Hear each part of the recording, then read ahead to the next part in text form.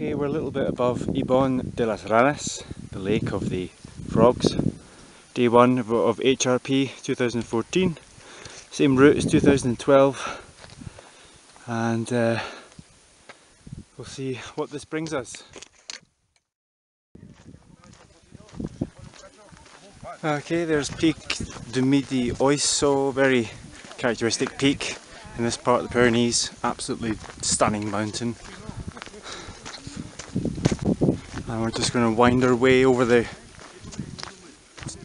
just to the right of this mountain. Well, here we are at the refuge where I had my first night last year. The name you can see below. Idyllic spot. There was mist in the valley last time, but it's an idyllic spot with this under this Pic du Midi Oiseau.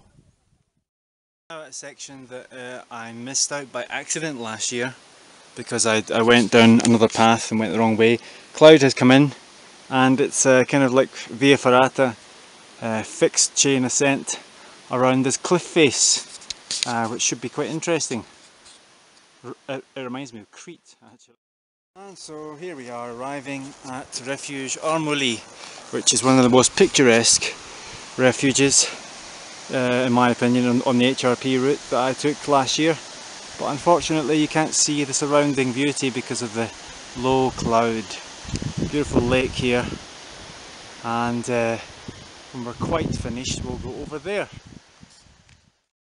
Well, it's just gone 8:30. I've set up my tent.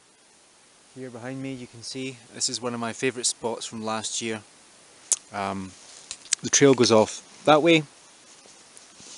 That's I guess south, and there's a little series of lakes here, very small ones, and wildflowers as you can see, carpet of wildflowers. Very nice little lake, and what we would in Scotland would call a burn, or a burn, more precisely actually. So it's a beautiful place, quite Japanese, quite zen, and this is where we spend our first night in the Pyrenees.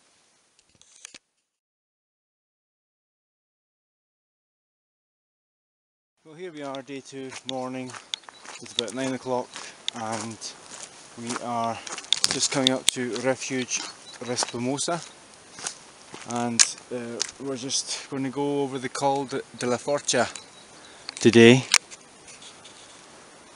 Beautiful landscapes here. These sort of rocky little islands remind me a lot of the west coast of the Highlands in Scotland. Really nice place. Okay, so almost at the top of Col de la Forcha. You can see behind me where we came. That's the view going forward, or at the side actually. A lot of snow, but it's quite easy to walk on. Just lucky because I'm just wearing sort of trail runner trainers. Great views! Just at the lake at the top of Col de la Forcha, beautiful place, surrounded by snow on half its side. You have to contour around the snowfield and then up over the col. Just the most astonishing, beautiful place. So, quick panorama, just descending to the Refuge Vallon.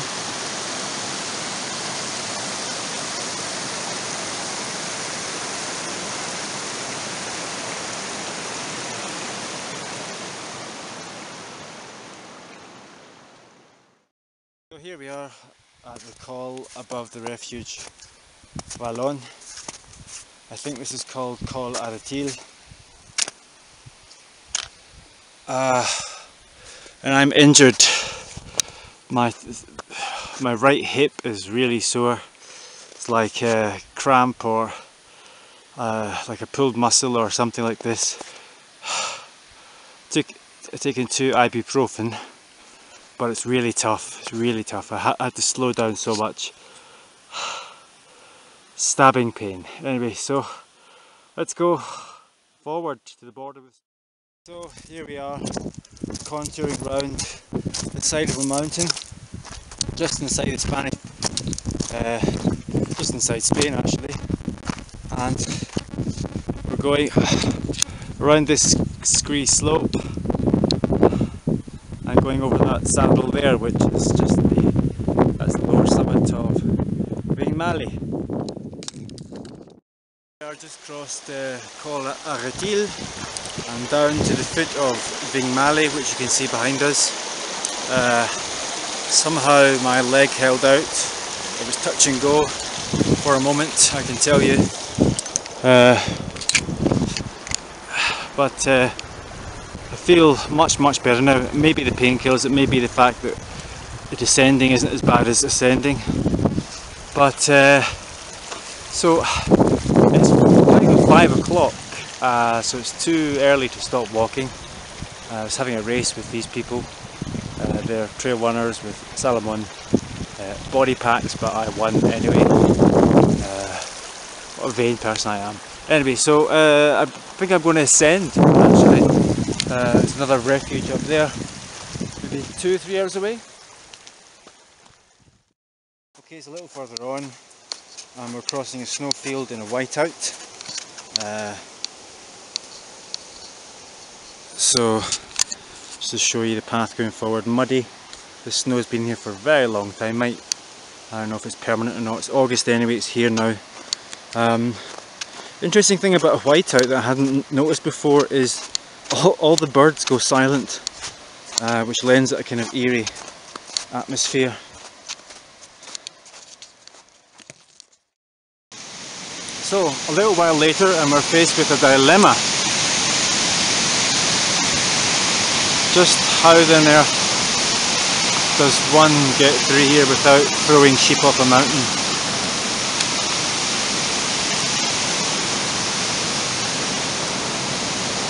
I think I'll have to chase them all the way up this path. Come on, can I? Well, time to put the camera away, I think. Here we are, pitched, ready to enjoy the evening. We're sitting at the side of a lake at the bottom of the valley that we just walked down.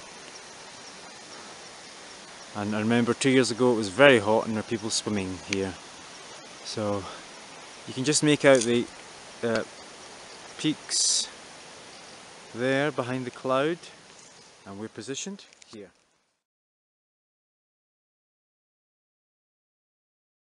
So it's day 3 and we are looking at the Cirque de Gavarnie. Decided to do something different, not going to do the HRP.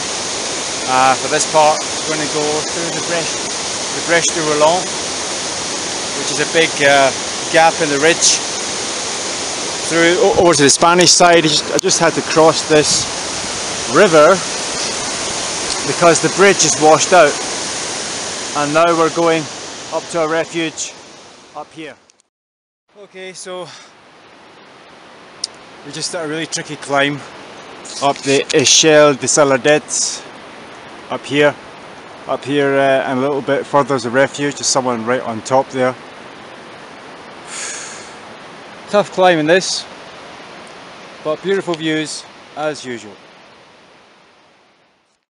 Well, this punishment doesn't stop. It's just climbing for virtually no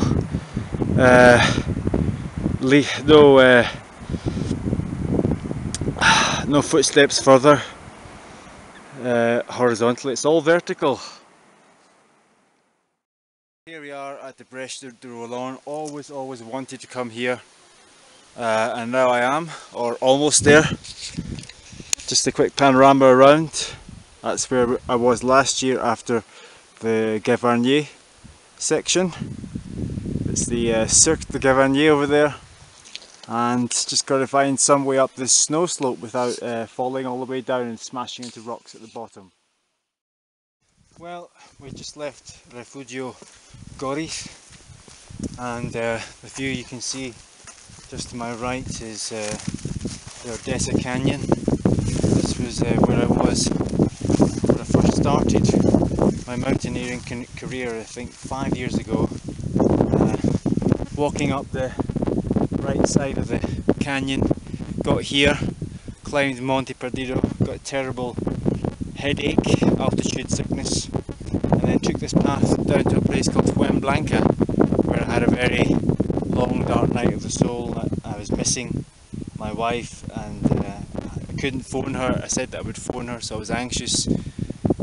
It was a tough time, but now we are revisiting this. I just want to see if this part is as tough as I remember it to be. I remember it being shocked at how difficult it was, but I suspect it might have been just a little bit green. Okay, this is the bit I remember from 5 years ago. At the top of a huge cliff going down into a ravine. It just spans the side of this ravine, and we have to gingerly, mind you, inch our way over the lip and then join up with that path down there by sort of like scree bump sliding down the cliff. So here we are at Blanca, one of the most beautiful places on the GR11, and there's no one here at all. So just these purple flowers, are these irises? I have no idea, very characteristic of the Pyrenees. Might go up there and camp actually, that's where I have to go tomorrow. There's waterfall number 2 and waterfall number 3, that's the one the ravine that we just walked down. They all gather under this under the brow of this cliff and down this gorge, and I guess eventually to the sea. Well, I have to make this quick. We're in a bit of a thunderstorm here. We just tried to climb up to the ridge. There's looking back towards Blanca. Had to put a tent up. It was hailing. It was gusting. There's some other people there. Had to do the same thing. So that's it for this evening. Let's hope we don't get blown off the mountain tonight. Day 4, and we're descending from the Col d'Anisclo.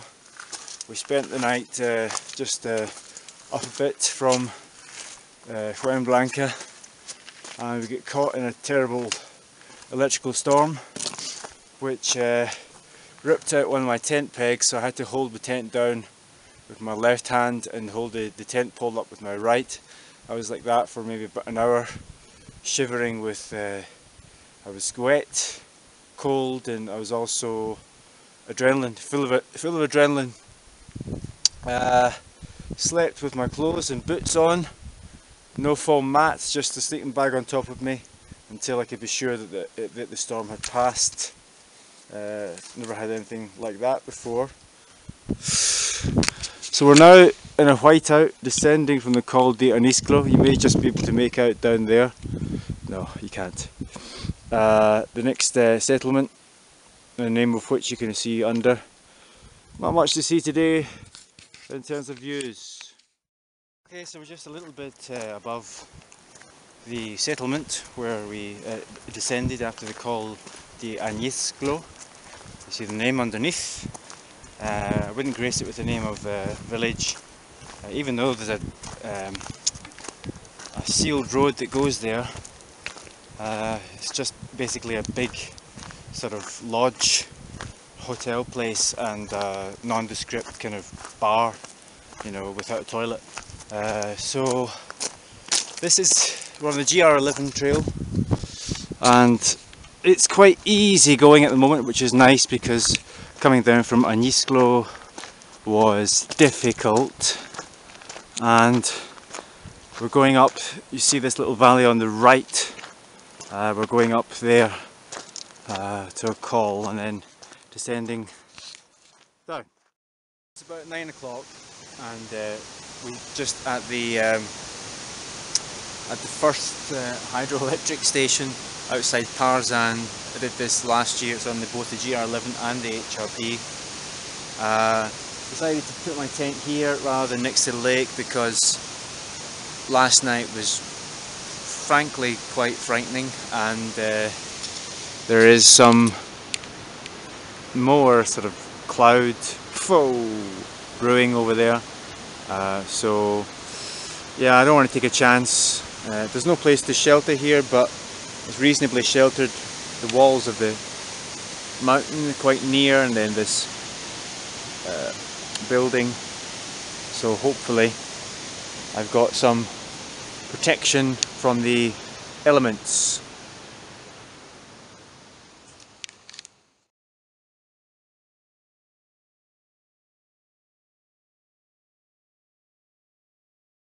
It's day 5. It's somewhat sunny, I guess, and there was no thunderstorm last night, which was good. We just came over these mountains, just a little bit here it was, which are all red coloured. I suspect there's some ore of some description, iron ore. I saw a sign with another village with iron ore and silver. It's interesting. Made me think of the conquistadors. The reason they went to, well, yes, one of the reasons they went to the New World was to look for silver. They exhausted the supplies. Anyway, what's that? That is the nice mountain in Pyrenees. Last year we descended and then went round and then into France with a very beautiful route. This year maybe just up on the saddle staying in Spain. Well, just descended from the col above the power station, hydroelectric power station where we slept last night, name underneath. Here we are at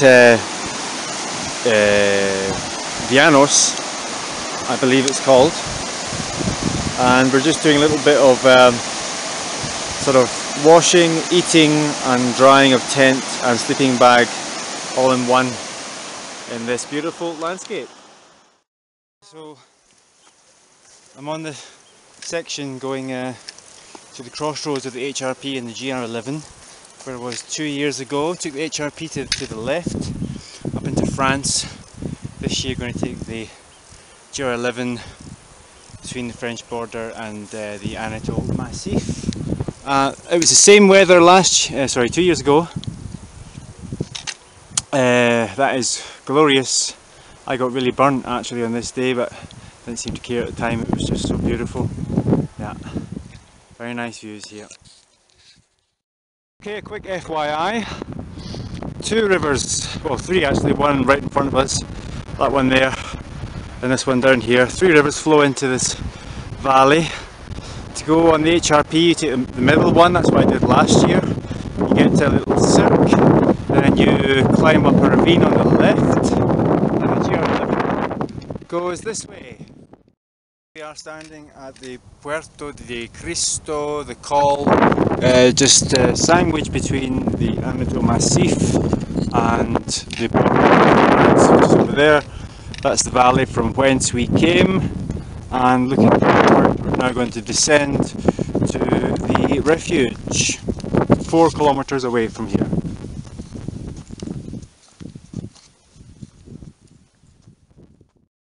So just descending from refuge Estos toward direction Benasque. Point of interest here, if you look at my video for HRP 2 years ago, I was on the other side. On the other side of this is the Col de Litorola.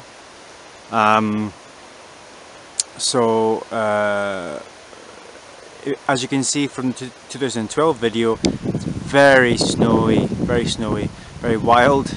And here on the Spanish side, it looks well, just like the kind of passes that we've been going over regularly.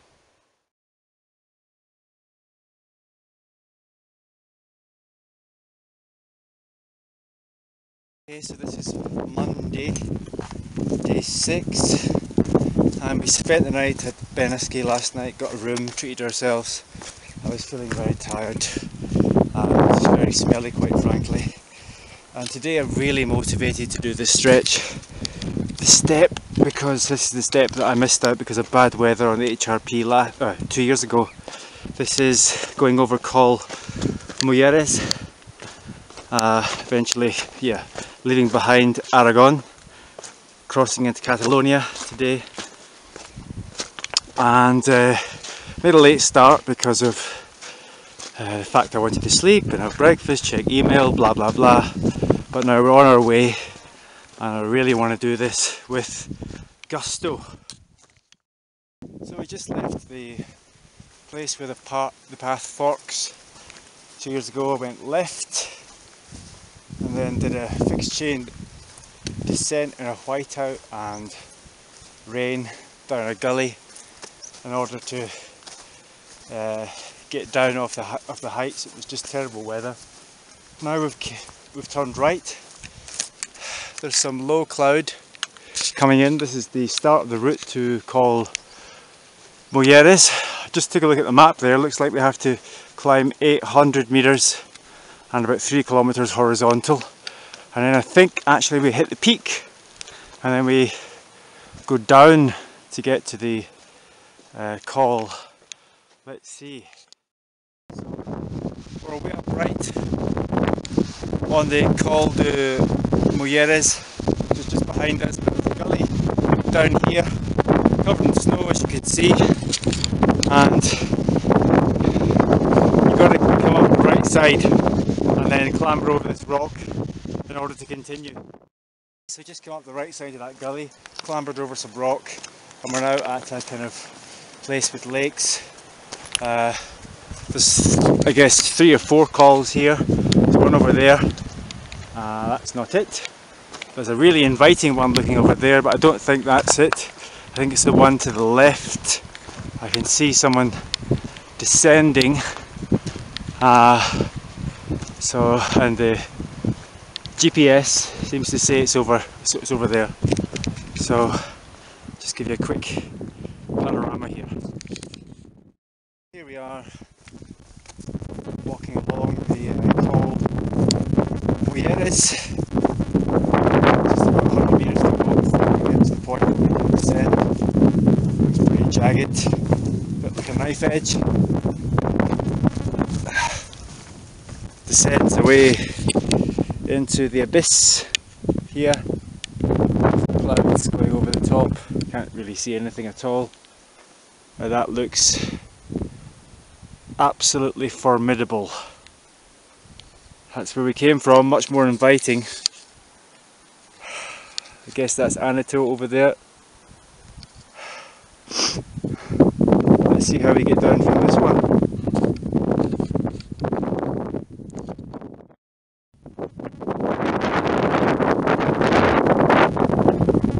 Very interesting atmospheric conditions up here. Clouds swirling around as it hits this ridge. We're in Catalonia now.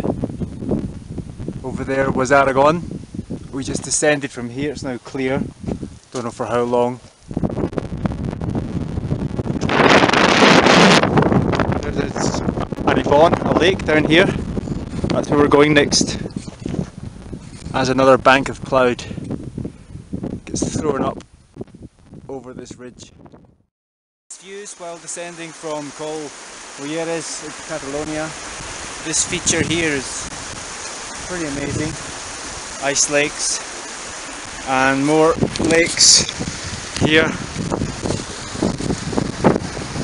Still some cloud rolling in, and the onward path takes us over the rocks this way.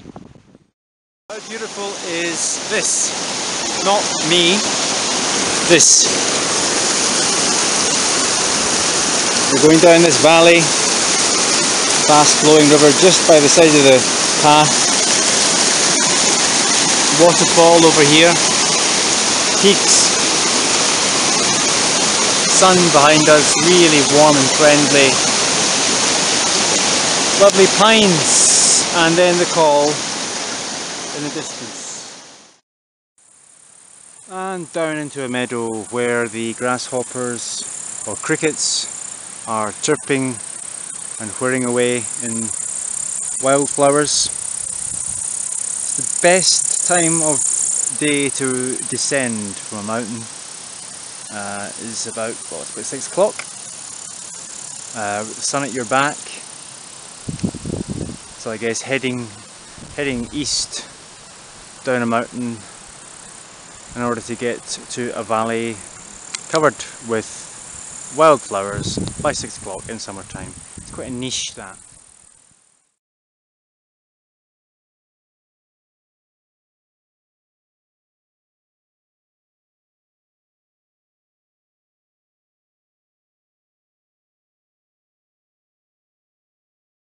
Okay, so this is Tuesday, the 7th, I believe, and last night just at the edge of Tortoise National Park, where I did the Carros de Foc 2 years ago, and this morning a lot of cloud in the sky.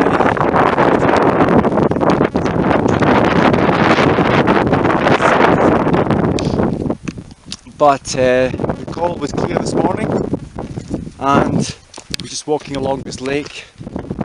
Beautiful, so reminiscent of Scotland, this landscape. Truly a very Scottish feel to this landscape.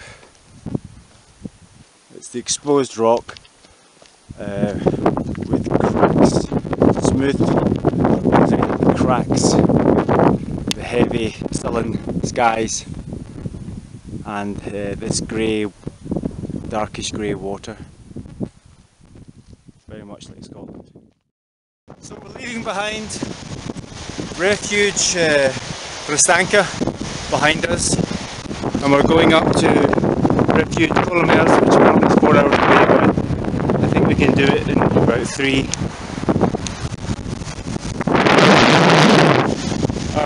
Amongst many lakes and many rocks and boulders here in the Tortoise National Park. Well, here we are standing on the col just before refuge Pyrenees. You can see 2 paths go away from here, one down this way, one that way. We came from this way, and 2 years ago when I was with Chabi, we went down here to take a shortcut and chop off some of the Carros de Foc that we're doing. You can't see much today. Low lying, cloud, northern winds, and just an anecdote.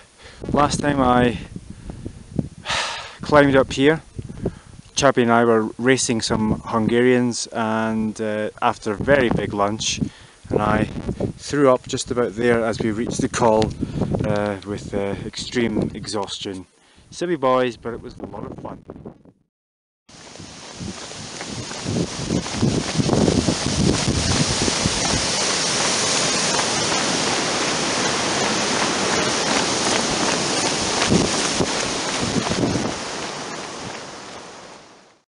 So we're just above Saint-Lardou on quite a busy road that seems to go nowhere, which is a bit odd. And it's also called the Pedals du Foc, which is, I guess, the bicyclists' equivalent of the Carros de Foc, which is a trek that you can do in the Pyrenees. And we're also looking at a menhir, which has no sign or nothing attached to it.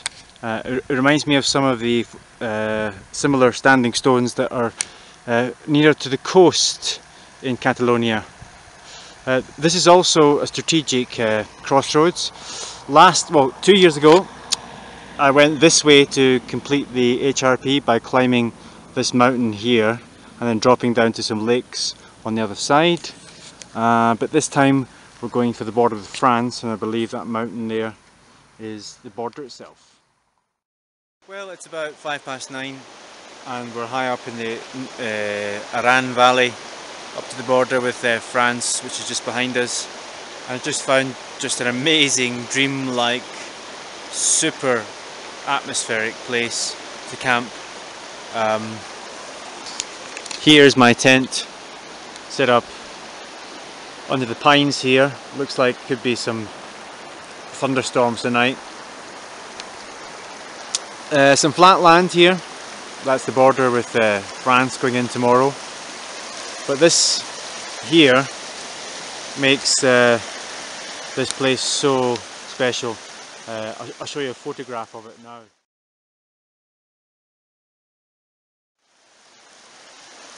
But it's not only that, it has an amazing church. You can see the steeple of it, and the interior is, you can just wander in. It's so dark and dusty, and it looks like this.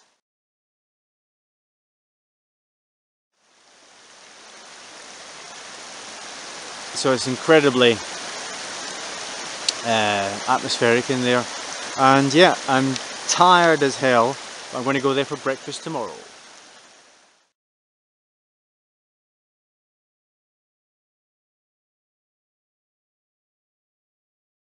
Okay, so this is day 8, Wednesday, the day when we go into France. We spent the night down at the refuge, beautiful, beautiful refuge, the name of which appears underneath.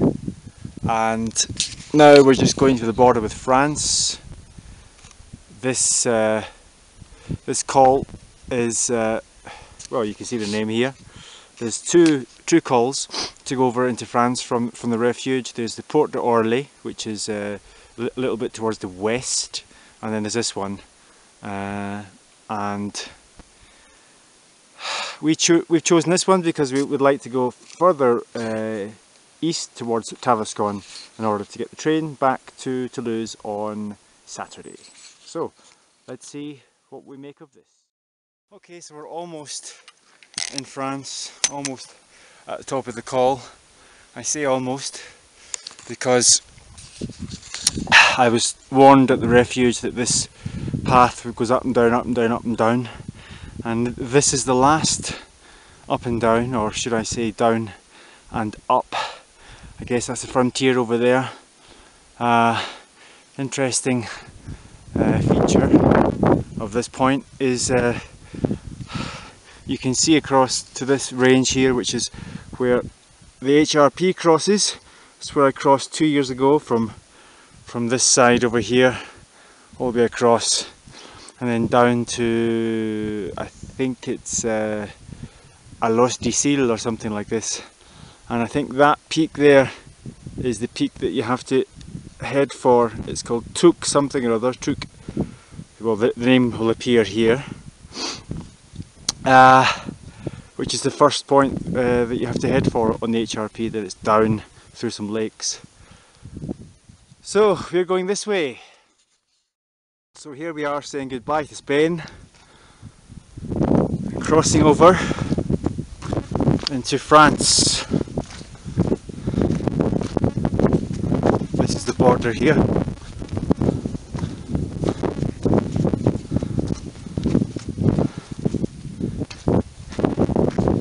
Here we are. Easy as that. We're descending now to Estang Long Lake, I guess. Quite a lot of snow, and there was a snowfield here which could have made things quite difficult. It's quite a long one actually, but luckily you can go down the side. And it's quite atmospheric conditions in more ways than one, because it's misty, and as soon as the dew on the grass evaporates, it condenses again. So here we are descending from Etang Long. For the first time in a long time I can see the plain just over those hills, and I thought that on the map that refuge on the hill, on the mountain, looks very near the lake, which of course it is, but only horizontally. Vertically it's very, very, very far away. Unfortunately that refuge is on the onward path that I projected for today. Whether or not we will climb again after descending to this lake depends on the state of my legs. So we're descending from that col now. Obviously we decided to go up in the end, although my left knee is hurting, an old stress fracture injury. Anyway, so it's very eerie going down through this low cloud mist towards two lakes that we can't even see. They're a kilometre or less than a kilometre away, but can't see anything. This path is waymarked with yellow flashes, which are very difficult to see in the mist against a white background, but luckily there are some cairns, as you can see too. Okay, so here we are at Col de la Cruzette, somewhere in France, in an absolute whiteout. Been walking in this all day. If it wasn't for the GPS, I would have no idea where I am at all. So we're linking up with the GR10, and then we're going to, believe it or not, a village called Seix, S-E-I-X. I thought it was pronounced Cease or something like this, but I was told it's Seix, someone with an absolute straight face. Yeah, I've been thinking all day, I have to get to Seix, I need Seix, I want to go to Seix. So you could say that I've got Seix on the brain. That's my joke for today.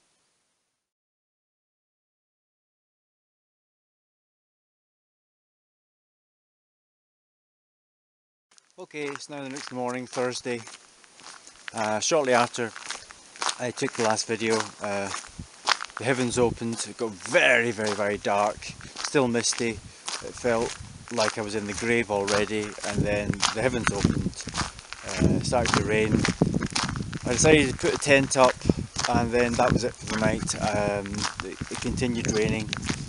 I spent the night soggy, you know, very humid in my down sleeping bag, just feeling miserable and yeah, just not nice at all. So this morning got up very, very early and then tried to take this video to tell you what was happening, but it was so cold the batteries weren't functioning in the camera. Anyway, so we descended in an hour to Col de la Cour, it's called. It's in Ariège, and now we are just walking down on an asphalt road to Seix, and listening to podcasts. That is the end of the mountain escapade of 2014.